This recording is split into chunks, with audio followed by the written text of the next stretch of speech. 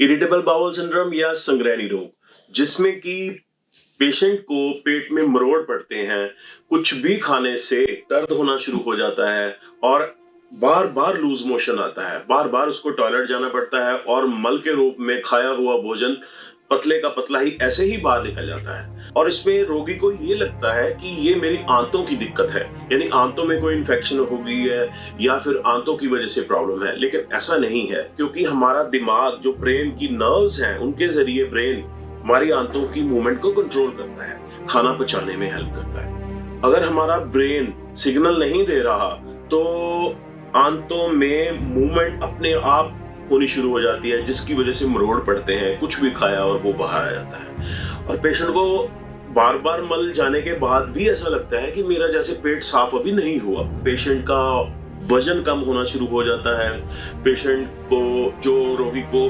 शरीर में इतनी कमजोरी महसूस होती है, सुस्ती रहती है, वो कुछ कर नहीं पाता, परेशान रहता है और चिंता और बढ़ जाती है। रोगियों में खून का स्तर भी कम होने लगता है और उनका चिंता या टेंशन और भी ज्यादा बढ़ने लगती है। इसका मुख्य कारण जो है वो है चिंता, तनाव। यानी कोई घर में कोई हादसा हो गया, या फिर बिजनेस में कोई लॉस बहुत बड़ा हो गया, या फिर कोई भी ऐसी घटना जिससे कि उसको मानसिक परेशानी शुरू हो जाती है और लंबे समय से वो बहुत ज्यादा टेंशन लेना शुरू हो जाता है, जिसकी वजह से ब्रेन का कंट्रोल जो आंतों पे है वो कंट्रोल खत्म हो जाता है। तो अगर ये खत्म होगा तो नेचुरल है कि आंतों में मूवमेंट बढ़ जाएगी, कुछ भी खाया और वो बाहर तो पचता नहीं है, शरीर में कमजोरी रहेगी, वजन कम होगा।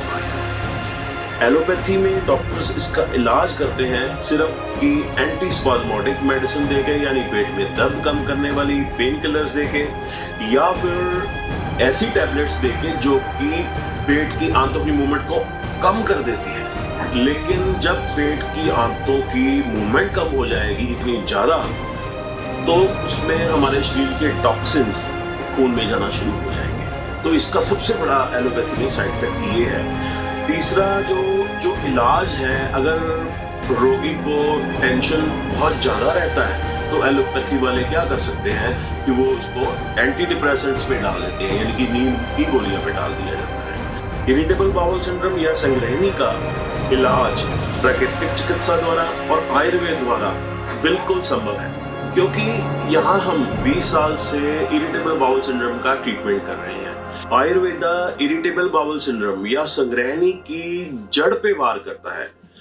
हमारे ब्रेन में बसने वाले असंतुलित न्यूरॉन्स या सेल्स को संतुलित करने की कोशिश करता है, जिससे कि दिमाग का आंतों पे कंट्रोल बना रहे, स्टेबिलिटी बनी रहे और मूवमेंट्स जो कंट्रोल रहे। हमने हजारों मरीजों में ये देखा है कि 2 से 3 महीने में इसके असर शुरू हो जाते हैं आयुर्वेद में, और 3 से 4 महीने में ये रोग बिल्कुल जड़ से खत्म हो जाता है। तो आयुर्वेद और प्राकृतिक चिकित्सा ही इस रोग का सबसे बढ़िया और सबसे उत्तम इलाज